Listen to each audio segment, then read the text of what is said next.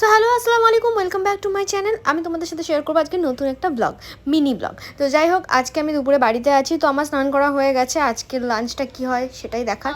তো এখানে রায়ানবাবু খুবই কাঁদছে, ওর খিদে পেয়েছে ঘুমাবে বলে। আর এখানে এত বড় হাঁড়িতে কী রান্না হয়েছে তোমরা বলো দেখি। যাই হোক, আমি বলে দিলাম বিরিয়ানি রান্না হয়েছে আজকে, খুব স্পেশাল একটা মেনু।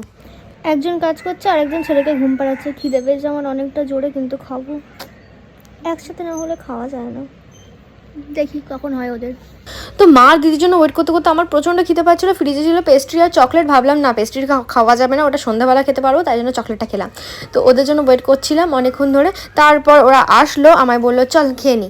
তো আমি স্যালাড মাখছিলাম। তারপর তোমার পছন্দের আমার পছন্দের সকলের পছন্দের বিরিয়ানি চলে এসছে। তো বিরিয়ানি খাবো সবাই মিলে, না আমি একা খাবো, যাই হোক তোমরা দেখো। আর তারপর একটা কথা সবাই বলো যে মাংসের গ্রেভিটা খেতে তোমরা কে কে পছন্দ করো। আমি তো খুব পছন্দ করি, তোমরা জানিও। আর তারপরে আমি ঘুমাতে